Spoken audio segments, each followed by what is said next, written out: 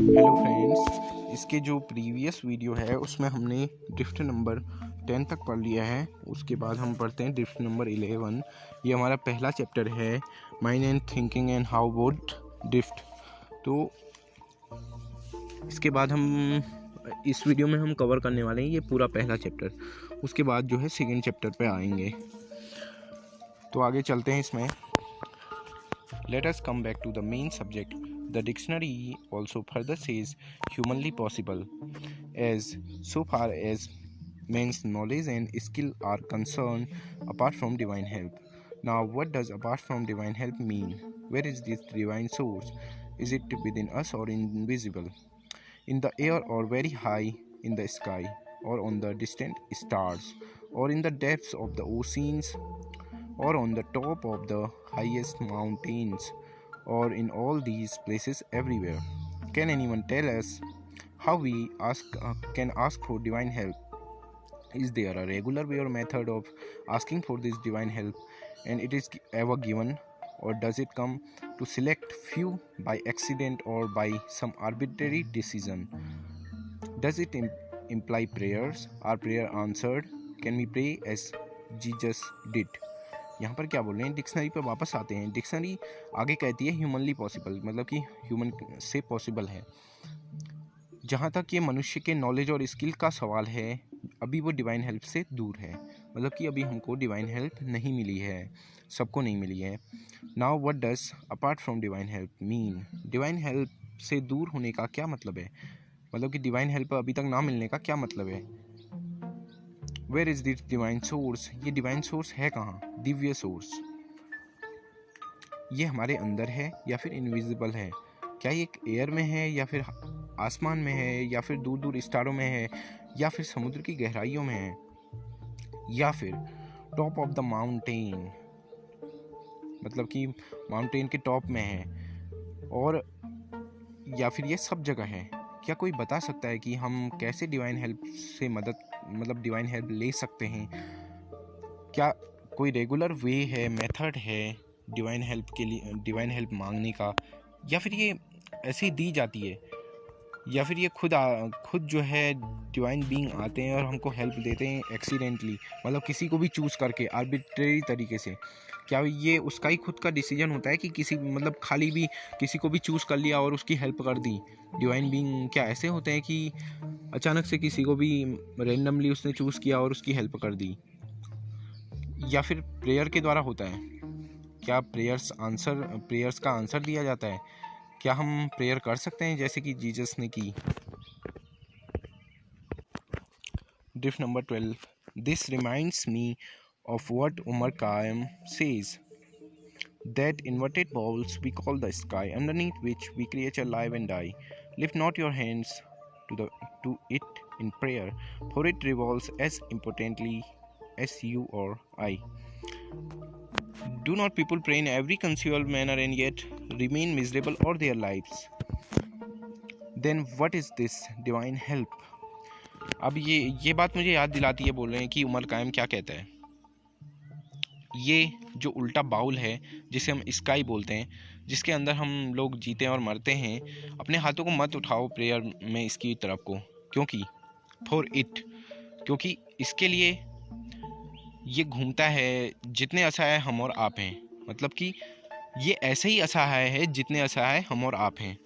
इसकी ओर को अपने हाथों को मत उठाओ प्रेयर के लिए, ये बोलना चाह रहे हैं कि प्रेयर के लिए अपने हाथों को आसमान की ओर को मत उठाओ, क्योंकि जितना असहाय ये है, जितने असहाय तरीके मतलब असहाय होकर ये घूमता है, उतने ही असहाय हम और आप भी उतने ही असहाय हैं जितना असहाय ये है, ये कहना चाह रहे हैं।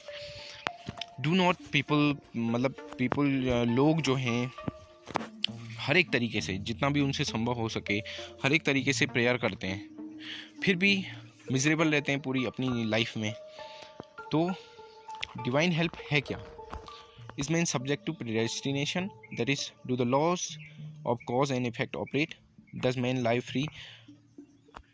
Does man have free will within, however small or large a measure, or is he a kind of domestic animal serving some other beings as domesticated animals serve man? Or does everything happen according to the will of super beings? So Man has to submit quietly to that divine will. Is he born once only on this planet, and then disappears for all times and eternity, or does he take birth to return again and again? इसमें क्या बोल रहे हैं, क्या मनुष्य को एक पहले से तय चीज़ों में रखा जाता है? क्या उसके मतलब कि प्रेडेस्टिनेशन पहले से सब कुछ तय हो उसमें रखा जाता है? क्या ये laws of cause and effect operate? क्या ये कारण और प्रभाव की जो सब कुछ चीज़ें हैं वो ऑपरेट होती हैं? मतलब कि कर्म करे और उसका फल मिले, ऐसा होता है क्या? क्वेश्चन पूछ रहे हैं। क्या मनुष्य के अंदर कोई फ्री विल होती है? मतलब कि मनुष्य की भी अपनी फ्री इच्छा होती है, चाहे कितनी छोटी हो या बड़ी हो? या फिर वो एक डोमेस्टिक यानी पालतू जानवर की तरह है जो कि औरों की सेवा करता है, जैसे कि हमारी सेवा हमारे पालतू जानवर करते हैं? या फिर सब कुछ उस सुपर बीइंग होगा कोई, उसकी मर्जी के अनुसार होता है कि मनुष्य को चुपचाप उसके सामने सब काम करना होता है?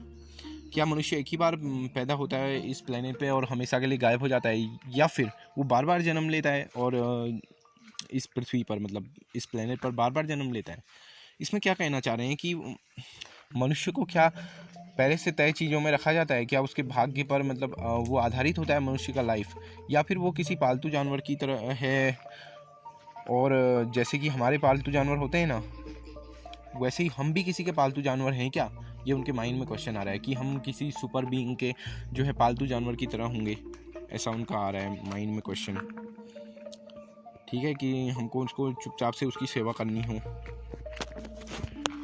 तो उसके बाद if he has no choice, अगर उसके पास कोई चॉइस नहीं है, मतलब ह्यूमन के पास अगर कोई चॉइस नहीं है, if his life is already chartered out and he can not deviate अगर उसकी लाइफ जो है पहले से ही तय है सब कुछ, और वो अपनी लाइफ से डेविएट नहीं हो सकता है, मतलब कि मेरी लाइफ में अगर सब कुछ पहले से ही फिक्स है और हम अपने हाथ से कुछ भी बदल नहीं सकते, if he has no free will और चॉइस, अगर कोई भी फ्री इच्छा नहीं है, हमारे पास चॉइस नहीं है to act in a particular manner, then his birth if once or many times on this planet or elsewhere is meaningless. तो अगर हम अपनी लाइफ को अपने तरीके से अगर हम चेंज नहीं कर सकते हैं, तो फिर हम चाहे कितनी बार जन्म ले लें, तो सब कुछ पहले से ही फिक्स अगर होता रहेगा हर बार, तो हम फिर कुछ भी बदल नहीं पाएंगे। तो हम कितनी बार भी जन्म ले लें, कोई उसका फिर मीनिंग ही नहीं है, मीनिंगलेस है फिर। Okay, is meaningless. For he is then a plaything in the hands of some other being। तो फिर तो वो plaything हो गया, मतलब हाथ की कठपुतली हो गया किसी दूसरे being के हाथ की। Even the existence of that some other being is meaningless if this is only full-time occupation। तो फिर तो वो कठपुतली हो गया दूसरे के आदमी के जो है हाथ की, और उस दूसरे मैन की मतलब जो सुपर बीइंग है उसके भी एग्जिस्टेंस का कोई मतलब ही नहीं है फिर तो। ठीक है, if there be God surely he as creator of this immensity of this gigantic universe, of this vast area of law and order, cannot be credited with sentiments and qualities which would not be a credit even to man, his creation. And yet we see around us indignity, injustice, death, disease, chaos, with men struggling, plodding, and groping in the dark, seemingly helpless and frustrated. What then is the purpose? Is man a divine being capable of becoming a part of God himself, or is he condemned to be only dust in spite of all his aspirations, उसकी इच्छाओं? ठीक है, तो कहाँ पर से पढ़ा था? तो उसके जो अदर बीइंग है उसके भी होने का कोई मतलब नहीं होगा अगर हमारी लाइफ में पहले से ही सब कुछ फिक्स होगा। तो अगर यहाँ है कौन? भगवान। श्योरली ही वो है, क्रिएटर है इस पूरी यूनिवर्स का, इस विशाल यूनिवर्स का वो क्रिएटर है, और पूरे लॉ एंड ऑर्डर यहाँ उसके ही चलते हैं। ठीक है, क्योंकि इसका क्रेडिट हम किसी ह्यूमन को नहीं दे सकते, can not be credited even to man. ठीक है, किसी मनुष्य को तो इसका क्रेडिट दे नहीं सकते हैं।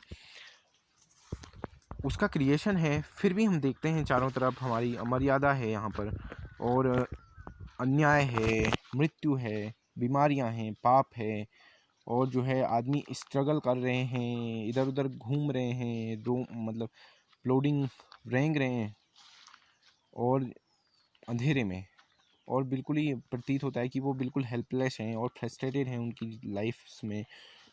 तो पर्पस क्या है ह्यूमन मतलब पूरा ह्यूमन के यहाँ होने का पर्पस क्या है? क्या मनुष्य डिवाइन बीइंग बनने में कैपेबल है, गॉड का पार्ट बनने में कैपेबल है, या फिर वो केवल यहाँ पर केवल अपनी सारी जो है इच्छाओं की पूरी उसकी धूल बनने के लिए आया है, मतलब कि केवल इच्छाएं उसकी केवल इच्छाएं ही रह जाएं, मतलब इच्छाएं उसकी पूरी ना हो, केवल इसके लिए ही आया है क्या? बट आई ड्रिफ्ट अगेन, मैं दोबारा से ड्रिफ्ट हो गया। This is dear reader thinking like an average person in drifting during thinking. Whenever we have a main subject, then there are associated pictures in our mind. We slowly take hold of the mind, and before we realize it, the last picture we end up with and the first picture we begin with seem to bear no relation or link. Our minds, if not trained, we always act in a manner even during our most serious thinking. We shall feel excited for what we call lack of concentration or main subject. Picture forming and the associating of pictures supreme quality of the mind. What is the remedy? Fortunately, this habit of the mind, drifting of the mind, is not the quality of entire mind, but the part of only. Let us therefore first study proper methods of training the mind so as to separate the functions of its different portions. Thus, we come to the higher aspects of concentration, insights, identification in higher stages. An average human being thinks that is it easy to concentrate or meditate? Let us take this very thought to serious thinking in our main subject for 15 minutes and know the depths of the mind. Then read the next chapter. ये पहला chapter खत्म हो गया। यहाँ पर क्या बोल रहे हैं लेकिन मैं दोबारा से डिफ्ट हो गया। यही है एक एवरेज पर्सन की थिंकिंग और ड्रिफ्टिंग। जब वो किसी मेन सब्जेक्ट के बारे में सोच रहा हो, उसके दिमाग में क्या होता है, जब वो किसी सब्जेक्ट के बारे में सोच रहा होता है तो उससे रिलेटेड या फिर उससे पहले तो रिलेटेड जैसा आएगा थोड़ा सा, फिर वो अनरिलेटेड में भी चले जाएगा। तो उसके माइंड में क्या होता है, पिक्चर्स आती हैं एक दूसरे से रिलेटेड, एक जैसे ही इंड होती है दूसरी आ जाती है तुरंत। तो ये ड्रिफ्ट हो जाते हैं उसके माइंड में, ठीक है। और हो सकता है उनका कोई लिंक भी नहीं होता है, उन इमेजेस का कोई लिंक भी नहीं होता है। अगर हमारे माइंड ट्रेंड नहीं है तो हमेशा ऐसे ही एक्ट करेंगे जब भी हम अपनी सीरियस थिंकिंग सोच रहे होंगे, और हमारे पास फिर कंसंट्रेशन नहीं रहेगा, लैक ऑफ कंसंट्रेशन हम फील करेंगे। तो ये जो पिक्चर फॉर्मिंग क्वालिटी है यह हमारी वैसे तो सुप्रीम क्वालिटी है माइंड की। तो हमारा उपाय क्या है इसको रोकने का? मतलब कि वैसे तो ये अच्छी क्वालिटी है, लेकिन जिस समय हमारा मेन सब्जेक्ट के बारे में हम सोच रहे हैं उस समय तो ये अच्छी नहीं है ना, ड्रिफ्ट आए तो अच्छी नहीं है। लेकिन ये एक हेल्पफुल भी तो है हमारे लिए, ये एक सुप्रीम क्वालिटी है।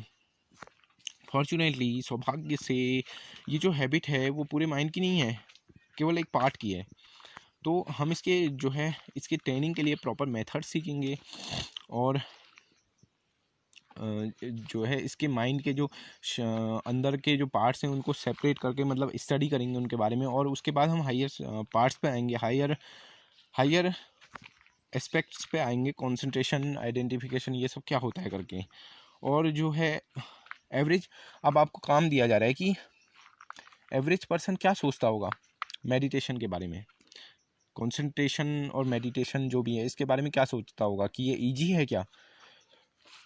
तो इसके बारे में आपको इसको लेना है, 15 मिनट तक सोचना है इसके बारे में। क्या एक एवरेज पर्सन सोचता होगा कि मेडिटेशन और जो है कंसंट्रेशन ये सब इजी है? इसके बारे में आपको 15 मिनट सोचना है, और उसमें जो भी ड्रिफ्ट आए उनको नोट करना है, उसके बाद जो है अगले चैप्टर पे जाना है। तो आपको ये काम करना पड़ेगा। अगर आपको सचमुच में इसके अकॉर्डिंग चेंज होना है, बुक के अकॉर्डिंग अपने माइंड को आपने चेंज करना है, और अगर हाँ जैसा इसमें बताया आपने किया, सारे उपाय और जो भी काम है उसको किया, ये अभी आसान लग रहा होगा कि क्या है यार, दिमाग में जो भी आया उसे लिखना है क्या, ये बोरिंग लगेगा। लेकिन आप एक बार करके देखना, ऐसा बहुत ही हेल्पफुल होगा आपको, अपने माइंड की टेंडेंसी को पकड़ने में हेल्प मिलेगी।